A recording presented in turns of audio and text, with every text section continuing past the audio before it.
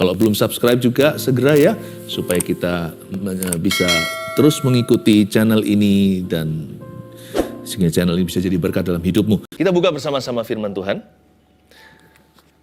yaitu di Yesaya pasal 43. Ini adalah pasal Alkitab favorit saya.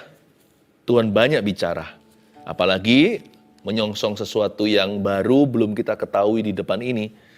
Oh, mari kita berharap sama Tuhan. Tuhan hendak membuat sesuatu yang baru, itu judul yang saya pilih. Sekali lagi, Tuhan hendak membuat sesuatu yang baru. Yesaya 43 ayat 15. Saya bacakan dulu ya. Akulah Tuhan yang Maha Kudus Allahmu, Rajamu yang menciptakan Israel. Beginilah firman Tuhan, yang telah membuat jalan melalui laut dan melalui air yang hebat, yang telah menyuruh kereta dan kuda keluar untuk berperang, juga tentara dan orang gagah. Mereka terbaring, tidak dapat bangkit, sudah mati, sudah padam sebagai sumbu. Firman-Nya, janganlah ingat-ingat hal-hal yang dahulu, dan janganlah perhatikan hal-hal yang dari zaman purbakala. Lihat, aku hendak membuat sesuatu yang baru, yang sekarang sudah tumbuh. Belumkah kamu mengetahuinya? Ya, aku hendak membuat jalan di padang gurun dan sungai-sungai di padang belantara. Binatang hutan akan memuliakan aku, serigala dan burung unta. Sebab aku telah membuat air memancar di padang gurun dan sungai-sungai di padang belantara, untuk memberi minum umat pilihanku. Umat yang telah kubentuk bagiku akan memberitakan kemasyuranku.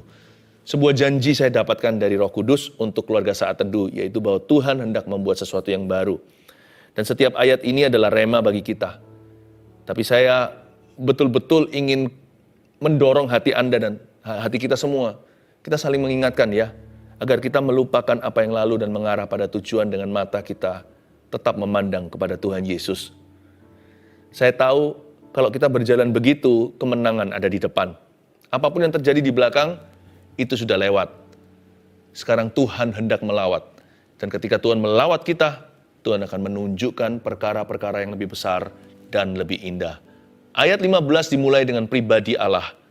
Akulah Tuhan yang Maha Kudus Allahmu, Rajamu yang menciptakan Israel. Tahun boleh baru, Tuhan kita tetap lama. Yesus itu sama dahulu, sekarang, sampai selama-lamanya. Satu hal yang akan berubah adalah kesetiaan Tuhan atas hidup kita. Saya yakin Tuhan sanggup menolong kita. Dan kalau kita nggak membutuhkan pertolongan, kita fine-fine saja dalam keadaan baik ceritanya, Tuhan akan meneguhkan apa yang sudah Anda kerjakan. Akulah Tuhan. Kata akulah Tuhan itu berarti dialah jaminan. Upahku ada pada Allahku. Sekalipun hati dan batinku habis lenyap, gunung batuku tetaplah Allah selama-lamanya. Tuhan itu bagian orang percaya.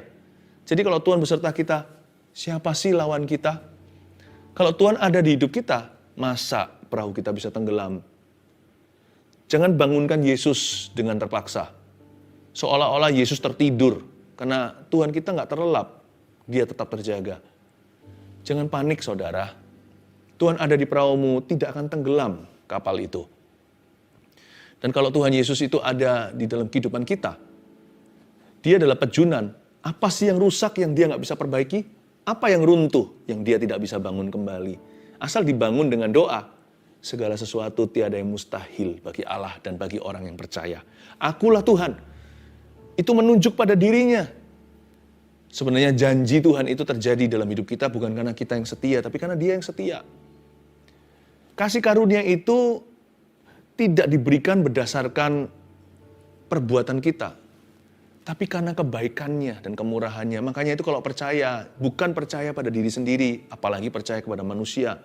Jangan mengandalkan kekuatan sendiri, tapi andalkan Tuhan. Kalau kita mau percaya, yang terbaik adalah percaya pada janjinya. Karena kita sendiri itu kurang bisa dipercayai. Jangan percaya pada kedaginganmu, karena bisa berubah-ubah. Sebentar kita sungguh-sungguh, sebentar kecewa. Tapi kalau sama Tuhan itu stabil ya. Akulah Tuhan yang Maha Kudus Allahmu. I am your God. I'm greater than you. Aku lebih besar daripadamu. Aku lebih setia daripadamu. Berarti kalau Tuhan itu ada di hidup kita, kita aman. Tenanglah jiwamu. Tuhan ada. Tuhan ada di sini. Kalau Tuhan ada di sini, udah. Datang aja berharap padanya. Dia tidak akan mengecewakan Anda. Ya, ayat 16, beginilah firman Tuhan. yang telah membuat jalan melalui laut dan melalui air yang hebat. Semua kita tahu ayat 16 ini mengacu pada cerita bangsa Israel keluar dari Mesir melewati Laut Merah yang terbelah. Ini kan cerita Musa. Kenapa sih Tuhan kok ingatkan lagi ya hal-hal yang di belakang? Bukankah nantinya kita akan ketemu ayat 18 firman-Nya, janganlah ingat-ingat hal-hal yang dahulu dan janganlah perhatikan hal-hal yang dari zaman purbakala. Kenapa ayat 16 Tuhan menyuruh kita menoleh ke belakang? Gini loh ya, satu-satunya dari masa lalu yang boleh dibawa ke masa depan, atau satu-satunya dari masa lalu kita yang boleh diingat-ingat hingga hari ini, hanyalah memori pekerjaan atau perbuatan Tuhan. Satu-satunya yang boleh Anda bawa maju, sesuatu yang di belakangmu, adalah memori itu. Jangan lupakan semua perbuatan baik Tuhan di hidupmu yang pernah terjadi. Nah, itu boleh dibawa maju. Memori itu jangan dihapuskan, karena itu menjadi kekuatan kita seperti sumur dalam-dalam. Kalau nggak ada air lagi, tidak ada air hujan, carilah air yang disimpan. Jikalau hari ini hidup Anda seolah-olah sepi pertolongan, ya kan, kurang mujizat, tak ada terobosan, doa pun tak kunjung dijawab, kembalilah ke masa lalu itu dan lemparkan ke dalam-dalam memori yang ada dan ingatlah akan perbuatannya. Kalau dulu Tuhan menolongmu, percayalah lagi bahwa Tuhan akan menolong Anda di depan nanti. Karena Tuhan kita nggak berubah dahulu, sekarang, sampai selama-lamanya. Beginilah firman Tuhan. Tuhan bicara sama bangsa Israel melalui mulut Yesaya. Aku yang telah membuat jalan melalui laut dan melalui air yang hebat, yang telah menyuruh kereta dan kuda keluar untuk berperang. Itu adalah kereta kudanya Firaun dan tentara Mesir. Juga tentara dan orang gagah, mereka terbaring tidak dapat bangkit, sudah mati. Mereka mengejar orang Israel, nggak bisa kan? Koyaklah semua roda-rodanya. Bangsa Israel bisa begitu aja jalan di tengah-tengah lautan. Bedanya sama Petrus jalan di atas air. Bedanya dengan mereka apa? Bangsa Israel berjalan di tengah-tengah air. Kiri kanan itu tembok raksasa. Air tidak bisa menembus di mana mereka berada. Luar biasa kan?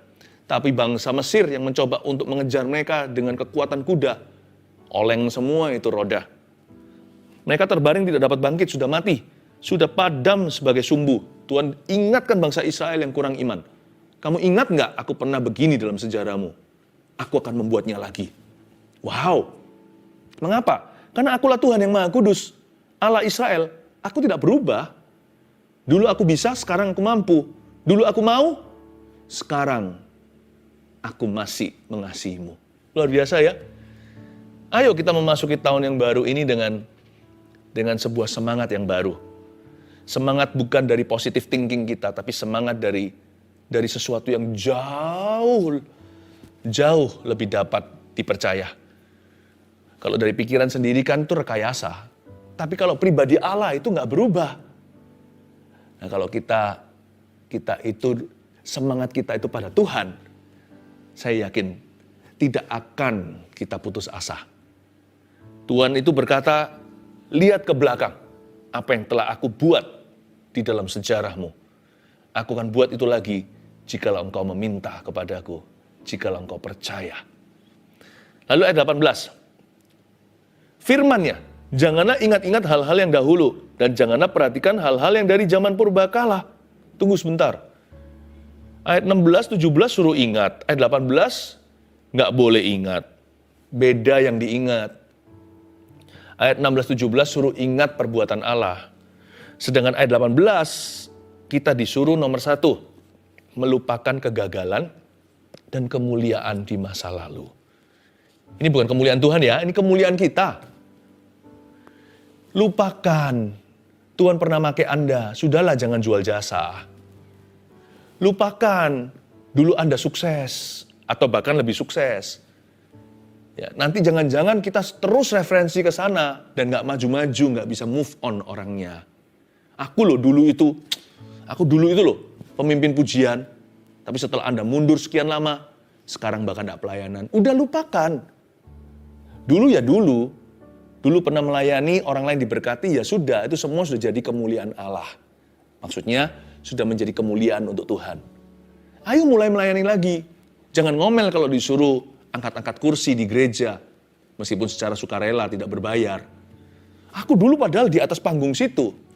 Gak apa-apa, Tuhan mau memulai sesuatu yang baru. Kadang-kadang sesuatu yang baru itu sederhana dulu. Bisnisku dulu loh besar, tokoku ada 10. Sekarang semua jatuh. Masa harus kerja sama orang? Kalau memang Tuhan yang buka lowongan. Kalau Tuhan yang kirimkan pekerjaan. Terima apa adanya asal halal dan benar. Jangan berkata dulu aku mulia. Sekarang juga ada mulianya. Anda bangkit itu mulia loh.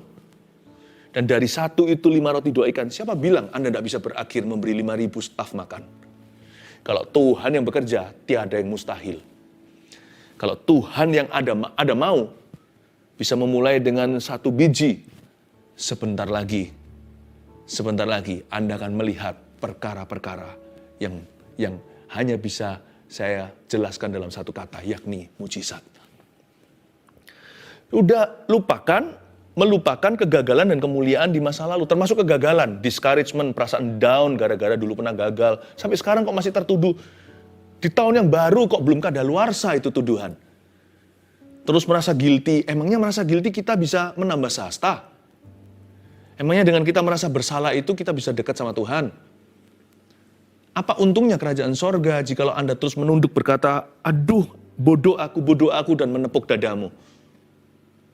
Apakah Tuhan berkenan pada korban pengampunan dosa?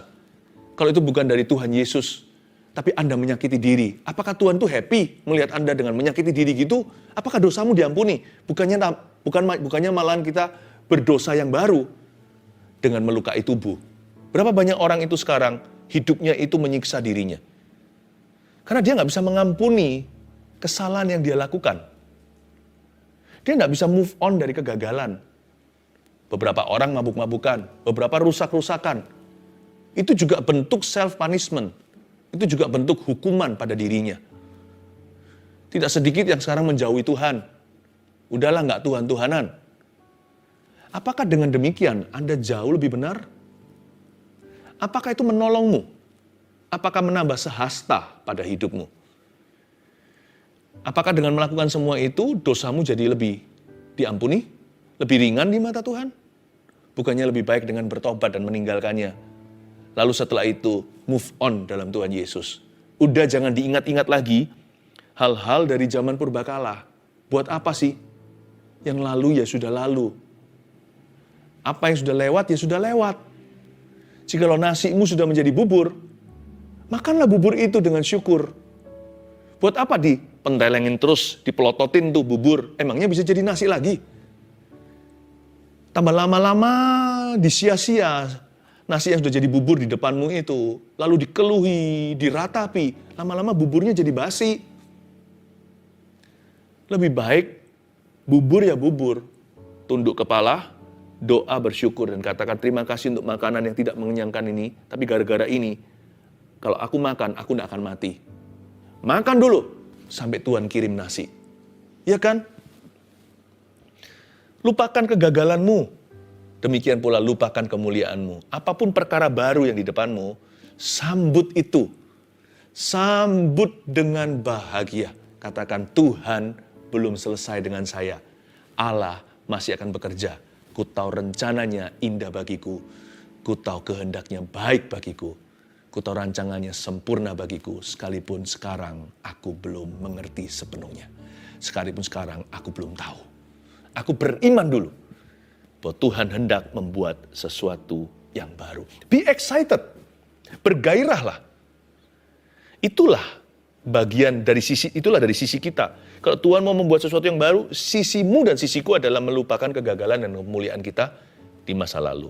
Lalu ayat 19, lihat, aku hendak membuat sesuatu yang baru, yang sekarang sudah tumbuh. Belumkah kamu mengetahuinya? Ya, aku hendak membuat jalan di padang gurun dan sungai-sungai di padang belantara.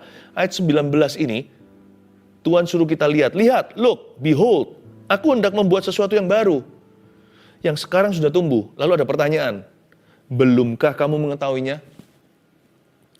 Sebenarnya pertanyaannya di sini itu bunyinya begini loh, belumkah kamu mengetahuinya itu kalau di telinga saya bunyinya demikian. Will you walk with my Holy Spirit? Will you be in step with my Spirit? Akankah engkau berjalan dengan rohku? Belumkah kamu mengetahuinya itu bukan pengetahuan, tapi pengenalan. Bukan pengetahuan belaka, tapi perjalanan. Itu sebuah tawaran, belumkah kamu mengetahuinya itu bukan informasi yang Tuhan cari. Tetapi hati yang diserahkan. Tuhan berkata, maukah kamu berjalan dengan rohku di tahun yang baru ini? Makanya itu nomor 2 poinnya. Melangkah dengan pasti bersama Roh Kudus. Jangan berhenti sampai melupakan apa yang di belakang kita. Nah, yang penting sekarang, lebih penting adalah berjalan ke depan. Nah, kalau jalan ke depan, jangan jalan sendirian. Jangan bersandar pada pengertianmu sebagai manusia, tapi melangkahlah dengan pasti bersama Roh Allah. Belumkah kamu mengetahuinya? Makanya itu kalimat berikutnya kalau Anda lihat 19b bunyinya begini, ya, aku hendak membuat jalan di padang gurun. Lihat, yang Tuhan tawarkan pertama-tama adalah jalan. Tuhan nggak tawarkan resources atau sumber dayanya dulu. Tuhan tawarkan jalannya dulu. Maukah kamu jalan sama aku? Melangkahlah dengan pasti. Kenapa kita bisa pasti padahal kita nggak tahu? Karena hari esok siapa yang bisa mengerti? Tapi kalau Roh Kudus yang jadi pilotnya, Roh Kudus, Roh Allah yang jadi nahkodanya, tenanglah jiwaku, kita tahu siapa yang pegang kendali. Karena Roh Kudus itu adalah Roh Allah yang hidup, yang maha tahu dan maha kuasa. Kalau dia berjalan di depan kita tidak takut. Sebelum kita tahu, dia sudah tahu dulu. Sebelum kita mengerti, dia sudah tahu segala sesuatu. Kalau kita nggak bisa berbuat apa-apa, dia sudah tahu jalan keluarnya. Kalau saya dituntun sama Roh Kudus, saya adalah anak Allah. Dan siapa memiliki Roh Allah, dia adalah anak-anak kerajaan sorga. Dan siapa punya Roh Kudus, dia akan dituntun olehnya. Peganglah tanganku Roh Kudus setiap hari, ku tak berani jalan sendiri tanpa engkau. Bawalah diriku pada semua atau seluruh kebenaran, agar ku tidak tersesat mengikuti jalan Tuhan. Jalan di padang gurun. Ya, aku hendak, kata Tuhan di sini, membuat jalan di padang gurun. Ayo jalan sama aku beri Roh Kudusku. Tuhan gak beri malaikat loh ya jalan di depan. Yang itu Musa gak mau. Musa berkata, kalau engkau sendiri tidak jalan bersama dengan kami, jangan suruh kami pergi dari sini kemanapun juga. Karena apa bedanya kami dengan bangsa lain yang tidak mengenal Allah? Musa minta penyertaan di padang gurun. Kita minta Roh Kudus di perjanjian baru. Dear Holy Spirit, walk with me.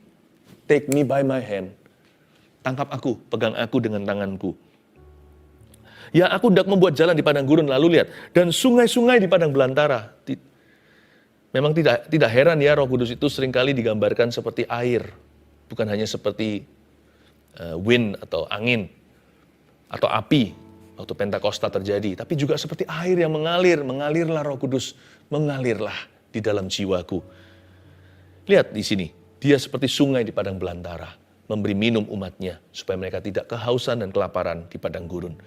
Roh Kudus itu akan beserta denganmu tahun ini. Tapi susah, Pastor Philip, apa yang harus kulakukan agar supaya Roh Kudus berjalan bersama dengan saya? Nggak usah lakukan apa-apa, percaya saja. Percaya saja. Nanti kalau salah kan ditegur sama dia. Ya.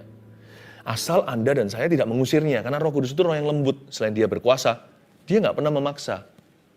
Setan itu menyurupi, Roh Kudus itu memenuhi. Dia memenuhi hati yang haus dan lapar. Kalau setan nggak peduli sana mau nggak, dia mencuri, membunuh, membinasakan. Makanya itu orang kesurupan nggak menyadari kalau dia bisa kesurupan tiba-tiba aja. Kok jadi begitu orangnya? Kalau Roh Kudus nggak begitu, dia selalu bekerja sama dengan kehendak bebas kita. Asal kita jangan berkata, wah puyau, aku nggak mau engkau Roh Kudus, minggir. Baik itu lewat perbuatan kita, apalagi perkataan kita kalau terang-terangan sudah bilang demikian. Tapi kalau lewat perbuatan kita juga bisa memadamkan Roh Kudus, ya kan, di gereja-gereja tertentu kadang-kadang kita melarang orang untuk berbahasa roh. Padahal mereka nggak ngomong sama kita, mereka mau doa kok dilarang. Asalkan untuk penyembahan, bukan untuk pengumuman. Kan bukan pengumuman, tapi untuk penyembahan atau untuk doa. Ada orang tertentu nggak mau lah, yang Roh Kudus gimana? Hanya jadikan beliau, Roh Allah itu teori belaka. Roh Kudus ingin involve, ingin terlibat. Izinkan dia. Ayat 20, binatang hutan akan memuliakan aku. Binatang aja memuliakan Tuhan.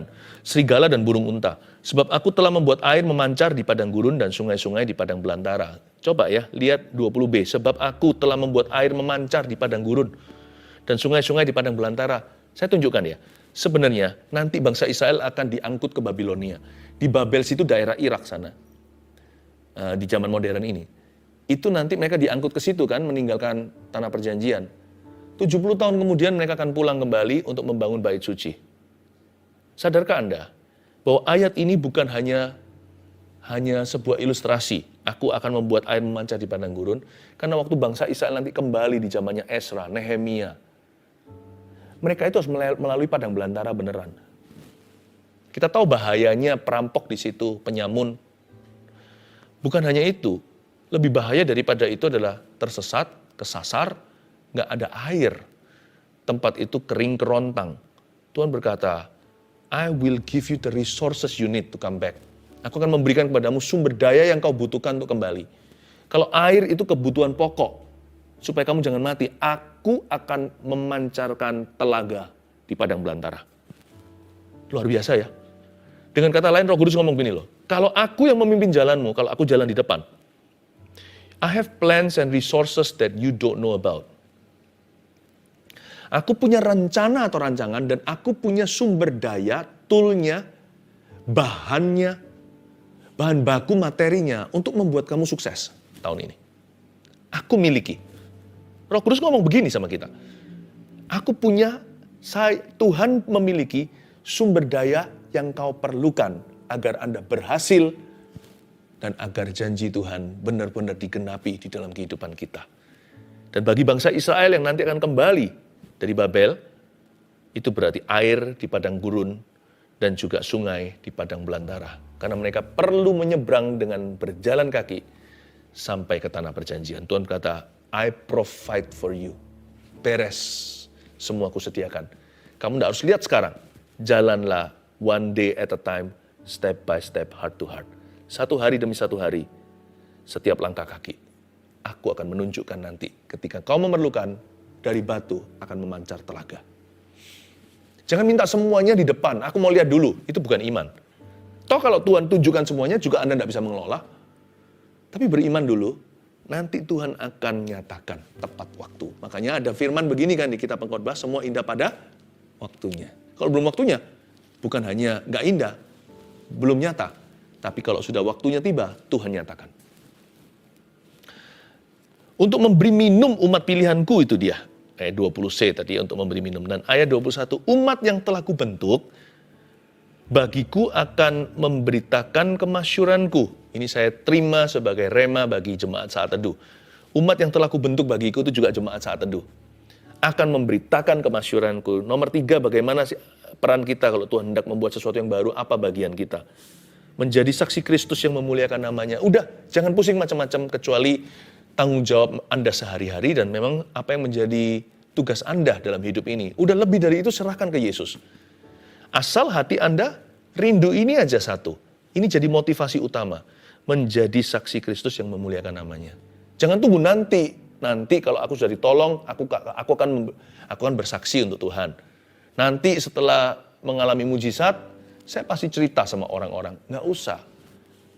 Sekarang, mulai sekarang, setiap langkah, setiap milimeter perjalanan Anda, miliki kerinduan untuk menjadi saksi bagi Tuhan. Menjadi saksi Kristus yang memuliakan namanya dalam bahasa Inggris ayat 21 itu, my people will declare my praise. Mereka akan mendeklarasikan, memproklamasikan pujian untuk aku. Bukan berarti disuruh PAW, praise and worship, bisa nyanyi. Bukan. Tapi hidup mereka itu loh, akan menyebabkan pujian bagi Tuhan. Yang penting ya di dalam hati itu, pokoknya doa gini.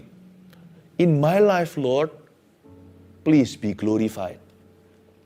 Di hidupku Tuhan, dimuliakan namamu. Jangan tunggu gini, Tuhan, nanti setelah aku keluar dari masalah, aku akan memuliakan namamu. Enggak, bahkan sekarang mulai sejak saat ini juga, jikalau ada di antara kita yang masih dirudung oleh problema, even right now, bahkan detik ini juga, Anda bisa berdoa begitu. Pokoknya Tuhan, di dalam masalah atau tidak, biarkan hidupku itu memuliakan namamu. Orang ngalami mujizat bisa memuliakan Tuhan. Oh ya, Dia bisa cerita dan orang lain semua terkagum-kagum dan berkata, Tuhan bisa begitu ya dalam kehidupan kita. Tapi orang dalam masalah bisa memuliakan Tuhan nggak? Bisa dengan sikap hati yang benar. Mereka akan berkata, kamu loh masih dalam masalah, malu aku. Aku aja nggak punya masalah seperti kamu. Nggak bisa bersyukur seperti dirimu. Nggak bisa sepositif Anda. In my life, Lord, be glorified. In my life, Lord, be glorified. Be glorified. In my life, Lord, be glorified today. Itu aja. In my heart, Lord, di hatiku, be glorified. Be glorified. In my heart, oh Lord, be glorified today. Lagu sederhana yang saya sering nyanyikan waktu saya masih awal-awal jadi orang Kristen lahir baru. Itu saja kerinduan. Pokoknya Tuhan, I don't know, aku tidak tahu kapan aku akan lebih baik, kapan aku akan lebih beruntung. Pokoknya Tuhan sekarang, now in my life, be glorified somehow. Pokoknya di hidupku, biarkan Kau dimuliakan. Nah, nanti yang membawa kita dari poin yang kedua ke poin yang ketiga, melangkah dengan pasti bersama dengan Roh Kudus, lalu menjadi saksi Kristus yang memuliakan namanya. Itu nanti Roh Kudus semua yang bekerja. Masa sih orang kalau memuliakan Tuhan itu nggak Tuhan akan tuntun pada kebenaran. Roh Kudus tidak akan tuntun ke solusi. Kalau kita berdoa begini, in my life Lord be glorified, di hidupku Tuhan, biarkan Engkau saja dipermuliakan. Pokoknya nggak tahu caranya gimana Engkau harus dimuliakan atasku. Masa Roh Kudus tidak akan tuntun dan tunjukkan jalan keluar? Masa Tuhan akan tangkap dan angkat kita pada kemuliaan yang lebih besar? Bukankah firman Tuhan bunyinya begini? Dia yang menuntun kita dari kemuliaan pada kemuliaan. Dalam bahasa Inggrisnya bagus sekali, from glory to greater glory. Tapi kalau mata kita tertuju ke mujizat, atau mata kita tertuju pada jawaban, tertuju pada kelepasan, kesembuhan, nanti kita tunggu dulu untuk memuliakan Tuhan. Ini dulu baru itu. Tapi kalau mata kita tertuju ke Kristus, kita akan lupakan yang lalu, mengarah pada tujuan dengan mata kita tertuju pada Tuhan Yesus. Tanpa kita sadari, kita sudah jalan berkilo-kilometer ke depan, menoleh ke belakang. Sudah jauh. Dan lihat lagi ke sana, tiba-tiba ada titik terang secercah harapan.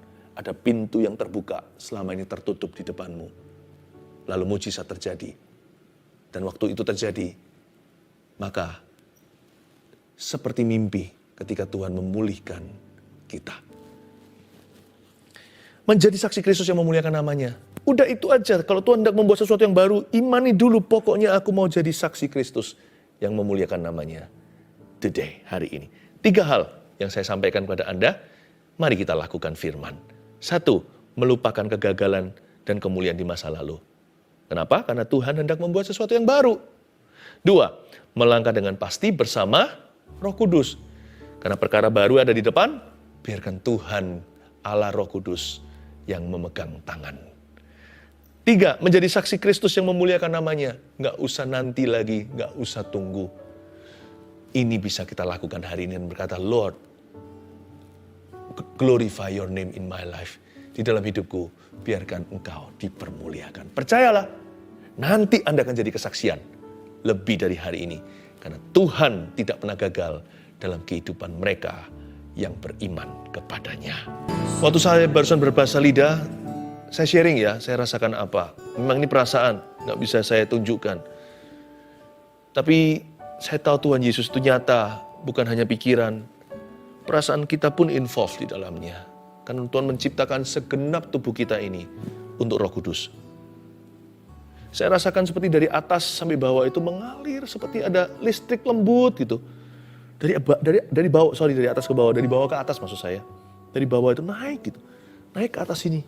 Terus naik begitu. Lalu barusan waktu kita berbahasa roh, meskipun sebentar saja, saya melihat ada gelas bening, ya, terisi air yang keruh. Lalu dituangi air dari atas. Dan itu penuh gelasnya, yang keruh membual naik dan terbuang keluar. Lalu tinggal yang jernih memenuhi gelas itu yang terus ngalir. Bukan air yang stagnasi, air yang mengalir. Terus ngalir dari bawah ke atas. Padahal dituang sekali, tapi setelah itu airnya terus membual dari bawah ke atas, tak pernah berakhir. Gak pernah habis gelas itu, limpah ruah airnya melimpah keluar. Saya rasa banyak sekali Anda yang belum kepenuhan Roh Kudus akan dipenuhi sekarang. Bukankah indah di tahun baru ini Anda akan memperoleh bahasa yang baru untuk memuji-muji Allah kita dan untuk berdoa. Tuhan akan empower you, akan melengkapi Anda dengan sebuah bahasa rahasia sorga. Karena firman Tuhan berkata, barang siapa minta Roh Kudus gak akan diberikan kalajengking sama Tuhan. Gak akan orang yang minta roti, anak yang minta roti diberi batu. Tuhan Allah Bapa akan memberikan Roh Kudus kepada barang siapa yang memintanya, seperti Pentakosta. Karena firman Tuhan berkata, mereka yang percaya, ini tandanya mereka bicara dalam bahasa yang baru. Paulus berkata, orang yang berdoa dalam rohnya tidak mengerti akal budinya, tetapi dia berdoa kepada Tuhan, perkara-perkara rahasia. Roma 8 berkata, dan orang yang berdoa demikian, mereka itu seperti berkeluh kesah tanpa kata-kata, seperti ada sebuah erangan. Dan Tuhan tahu apa yang dimaksud oleh roh itu ketika berdoa, yaitu ia berdoa untuk orang-orang kudus. Dia berdoa melalui kita, bersama-sama dengan kita. Gampang sekali caranya, kita hanya minta, kita percaya. Barang siapa minta, diberikan kepadanya. Barang siapa percaya firman suci ini adalah untuknya. Dari dalam dirinya akan mengalir aliran-aliran kehidupan, memancar sampai hidup kekal. Yang dimaksudkannya adalah Roh Kudus yang akan diterima oleh orang-orang. Maukah Anda berdoa bersama dengan saya? Kalau Anda belum kepenuhan Roh Kudus, dengan tanda berbahasa roh atau berbahasa lidah, sekarang waktunya Anda minta. Ikuti saya ya, sekalimat demi sekalimat. Lalu setelah saya berkata amin, saya ajak yang sudah bisa berbahasa roh, seluruh keluarga saat teduh kita sama-sama sembahyang. Dan nanti mereka semua akan mengalami api Pentakosta di atas kepala masing-masing. Dan kalau lidah Anda bergetar setelah saya berdoa, berserah saja. Let Jesus take control, biarkan Roh Kudus yang tuntun jalan. Saya tahu Tuhan sedang memberimu sesuatu yang supranatural. Letakkan tangan di dada seperti ini kalau yang belum menerima bahasa lidah. Katakan, Tuhan Yesus.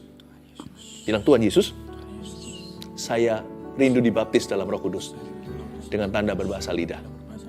Beri saya bahasa roh Tuhan. Saya mau menjadi pendoa. Tuhan, aku haus, aku lapar, aku percaya, aku minta. Baptiskan aku dengan tanda berbahasa roh. Baptiskan saya dengan Roh Kudus-Mu. Dalam nama Yesus. Are you ready? Sebentar lagi aku menjadi saksi yang berani. Are you ready? Katakan dalam nama Yesus. Amin. Orama kapata kaya sianayano. Iya nama yasina na na na na na mo mayasuna na na yano. Iya nama yasande na na yano. Iya nama yamara la madaga kana na na na na mayase. Iya nama yasu. Iya nama yase na na yana. Iya nama yasana na na na mo. Iya nama yasana na na na mayase na na na mo. Jangan berhenti. Oh, sembah Dia di dalam roh. Orang kaya bukan hanya di dalam kebenaran. Orang kaya terima Roh Kudus di dalam nama Yesus.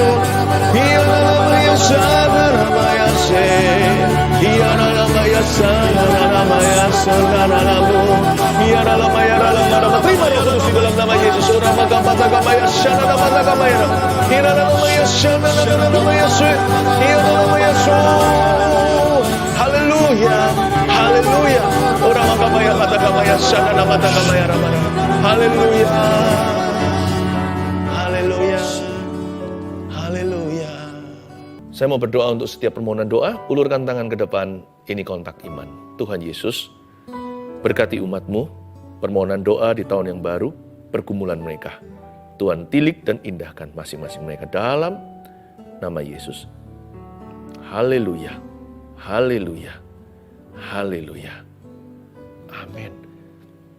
Saya merasakan ada satu orang ibu yang berapa bulan lagi akan melahirkan anak di tahun ini. Tapi Anda ketakutan karena sebenarnya Anda masih hamil muda. Baru saja janin Anda divonis akan keluar cacat. Karena Anda kena penyakit. Tapi Roh Kudus tidak beritahu pada saya penyakit apa, tapi penyakit yang mendatangkan kecacatan pada janin sehingga nanti lahir tidak normal. Jangan digugurkan, sebab Anda sempat terbesit pikiran demikian. Di dalam nama Yesus, Anda anak Tuhan tidak boleh membunuh. Dan saya berdoa, barusan saya berdoa, saya mendapat sebuah pesan dari Tuhan. Anak Anda bukan hanya normal, anak Anda akan pintar sekali dan lucu sekali. Anda masih hamil muda. Masih barusan saja berapa minggu. Tetapi Tuhan Yesus berkata kepadamu, tahun ini, bayi ini akan menjadi kado Tuhan terindah dalam kehidupan keluarga Anda. Jangan takut ya, Tuhan akan memberimu mujizat. Tuhan sudah memberinya. Percayalah dengan iman. Terimalah anak ini sebagai kasih karunia. Oh haleluya. Anda bisa tuliskan nanti di komentar, dan di live chat sekarang juga terus jalan. Di komentar di setiap sosial media kita, tuliskan apa yang menjadi visi Anda tahun ini, supaya kami bisa berdoa. Simpel-simpel aja ya, visi saya 1, 2, 3. Silakan tulis, kalau hanya satu kalimat saja juga nggak apa-apa. Saya mau visi jadi orang yang jujur, saya nggak mau nipu kanan kiri tahun ini. Contohnya, atau visi saya adalah saya mau supaya toko saya ini bisa buka cabang. Atau visi saya adalah saya ingin agar suami saya tahun ini akan dibaptis. Pokoknya tuliskan, nanti kami akan tumpang tangan untuk mendoakan Anda. Ya, akan terus didoakan, bahkan setelah kita lewat off air sudah, itu didoakan terus loh. Karena saya bukan bergerak berbasis ministry, tapi berbasis gereja. Berarti orang-orang gereja kami, Gereja Mawar Shalom tercinta, will forever, always be your prayer partners, akan menjadi mitra doa Anda. Love you. God bless you. Mari kita angkat tangan kita sama-sama. Terimalah berkat dari Allah Bapa, Allah Putra, Roh Kudus, menyertai di tahun yang baru ini. Tuhan hendak membuat sesuatu yang baru. Dan itu dimulai dari sekarang ketika hati kita diperbarui. Dalam nama Yesus, haleluya. Amin. Praise the Lord.